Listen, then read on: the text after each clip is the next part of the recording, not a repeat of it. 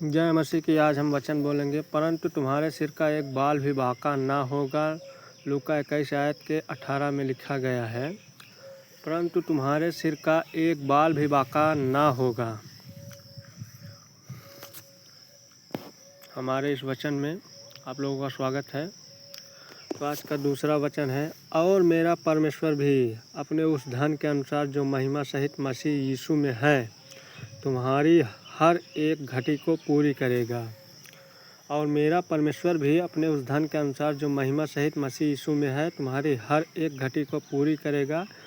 फिलिपियों 4 आयत के 19 में लिखा गया है, जो शरीर को घात करते हैं पर आत्मा को घात नहीं कर सकते, उनसे मत डरना, पर उसी से डरो जो आत्मा और शरीर दोनों को नरक में नाश कर सकता है।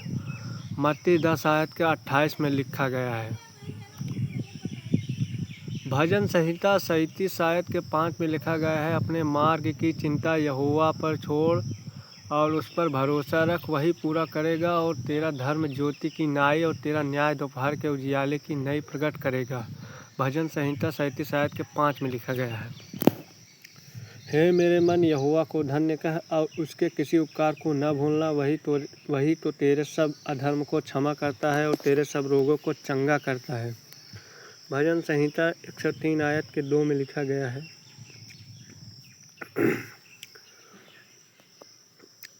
भजन संहिता, जब मेरे मन में बहुत सी चिंताएं होती है, तब हे यहोवा तेरी दी हुई शांति से मुझको सुख होता है। भजन संहिता 94 आयत के 19 में लिखा गया है, जब मेरे मन में बहुत सी चिंताएं होती है, तब हे यहोवा तेरी दी हुई शांति मुझको सुख होता है।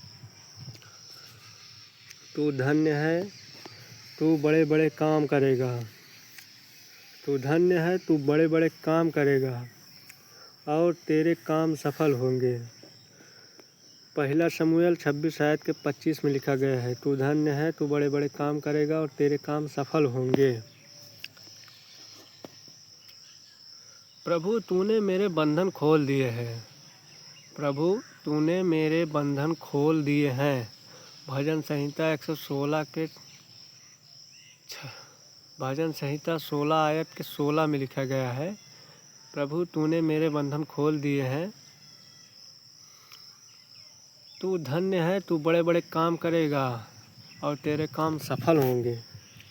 पहला शमूएल 26 के 25 में, तू धन्य है, तू बड़े बड़े काम करेगा और तेरे काम सफल होंगे। तू धन्य है, तू बड़े बड़े काम करेगा और तेरे काम सफल होंगे। पहला शमूएल 26 आयत के 25 में लिखा गया है। तेरे हाथों से मैं बनाया और रचा गया हूँ, मुझे समझ दे कि मैं तेरी आज्ञाओं को सीखूँ। तेरे हाथों से मैं बनाया और रचा गया हूँ, मुझे समझ दे कि मैं तेरी आज्ञाओं को सीखूँ। भजन संहिता 119 आयत के 73 में लिखा गया है। भजन संहिता 119 आयत के 73। लूका 23 आयत के 34 में लिखा गया है, अय बाप इन्हें माफ़ कर, क्योंकि ये नहीं जानते कि क्या कर रहे हैं। दर्द में भी रहमत और माग़फ़िरत की दुआ।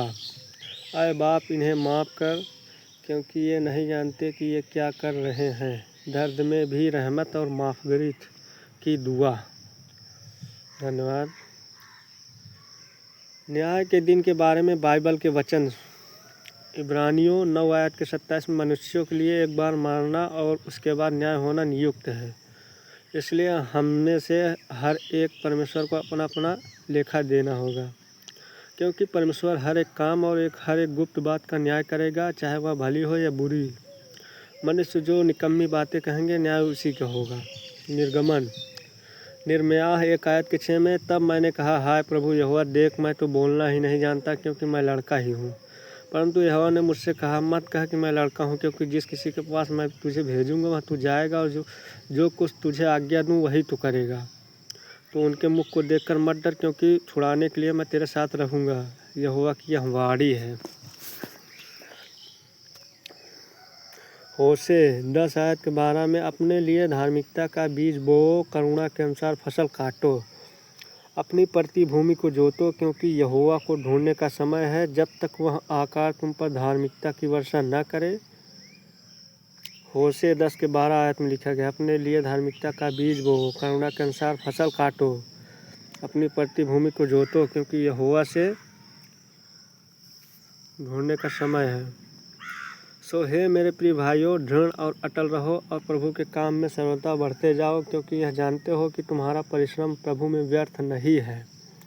पहला कुरिन्थियों 15 आयत के 58 में लिखा गया है। सो हे मेरे प्रिय भाइयों, दृढ़ और अटल रहो और प्रभु के काम में सर्वदा बढ़ते जाओ, क्योंकि यह जानते हो कि तुम्हारा परिश्रम प्रभु में व्यर्थ नहीं है।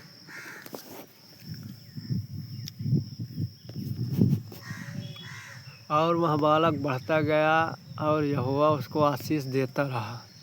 न्यायों 13 आयत के 24 में लिखा गया है, और वह बालक बढ़ता गया और यहोवा उसको आशीष देता रहा। जय मसीह की। आप लोग बने रहिए हमारे इस वचन में। न्यायों 13 आयत 24।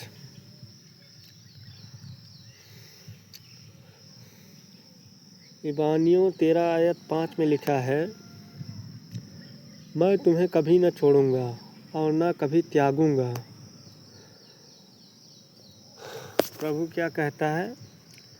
मैं तुम्हें कभी न छोड़ूंगा और न कभी त्यागूंगा। इब्रानियों 13 आयत के 5 में लिखा गया है, मैं तुम्हें कभी न छोड़ूंगा और न कभी त्यागूंगा। परमेश्वर तुम्हें कभी न छोड़ेगा, न ही तुम्हें कभी त्यागेगा। धन्यवाद प्रभु।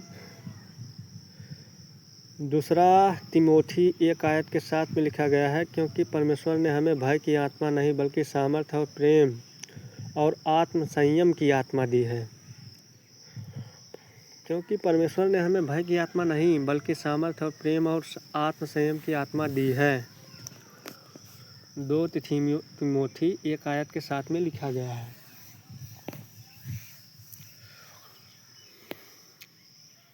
प्रेम में चलो जैसे मसीह ने हमसे प्रेम रखा। इफिसियों 5 आयत के 2 में लिखा है, प्रेम में चलो जैसे मसीह ने हमसे प्रेम रखा।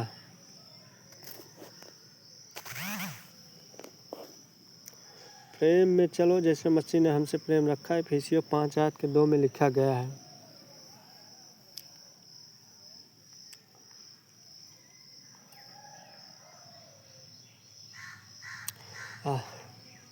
क्योंकि मनुष्य का पुत्र खोए हुओं को ढूंढने और उनको उद्धार करने आया है। लूका 19 आयत के 10 में लिखा है, क्योंकि मनुष्य का पुत्र खोए हुओं को ढूंढने और उनको उद्धार करने आया है। क्योंकि मनुष्य का पुत्र खोए हुओं को ढूंढने और उनका उद्धार करने आया है। लूका 19 आयत के 10 में लिखा गया है।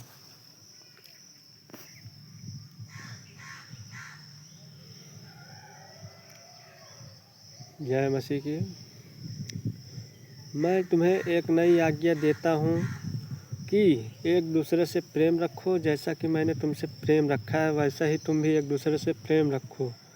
यूहन्ना 13 आयत के 34 में लिखा गया है, मैं तुम्हें एक नई आज्ञा देता हूँ कि तुम एक दूसरे से प्रेम रखो। जैसा मैंने तुमसे प्रेम रखा वैसा ही तुम भी एक दूसरे से प्रेम रखो। आमीन। उस दिन और उस घड़ी के विषय में कोई नहीं जानता। उस दिन और उस घड़ी के विषय में कोई नहीं जानता, न स्वर्ग के दूत और न पुत्र, परंतु केवल पिता जानता है। मत्ती 24 आयत के 36 में लिखा गया है, उस दिन और उस घड़ी के विषय में कोई नहीं जानता, न स्वर्ग के दूत और न पुत्र, परंतु केवल पिता जानता है। पिता बड़ा है, पिता सब कुछ जानता है, वो सब देख रहा है। न स्वर्ग के दूत और न ही पुत्र, परंतु केवल पिता तुम्हें देखेगा। भजन संहिता 145 आयत के 15 में लिखा गया है, सबों की आंखें तेरी ओर लगी रहती है और तू उनको आहार समय पर देता है। सबों की आंखें तेरी ओर लगी रहती है और तू उनको आहार समय पर देता है। भजन संहिता 145 आयत 15 में लिखा है, सभी को आंखें तेरी ओर लगी रहती है और तू उनको आहार समय पर देता है। भजन संहिता 145 आयत के 15।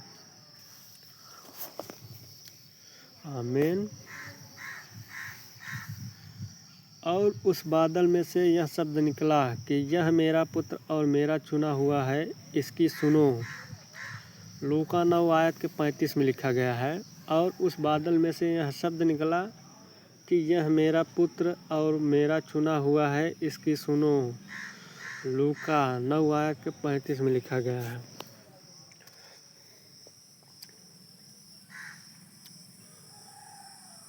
जय मसीह की। सबको आप लोग बने रहिए इस वचन में, प्रभु आपको आशीष देगा। दानियल 2 आयत के 20 में लिखा है, परमेश्वर क्या कहता है। परमेश्वर का नाम युगानुयुग धन्य है, क्योंकि बुद्धि और पराक्रम उसी के है। परमेश्वर का नाम युगानुयुग धन्य है, क्योंकि बुद्धि और पराक्रम उसी के है। परमेश्वर का नाम युगानुयुग धन्य है, क्योंकि बुद्धि और पराक्रम उसी के हैं। आप लोग इस वचन को पढ़िए और वचन को मन से, दिल से मनन कीजिए। विश्वास से आप लोग बहुत, परमेश्वर आप लोगों को आशीष देगा। धन्यवाद। जय मसीह की।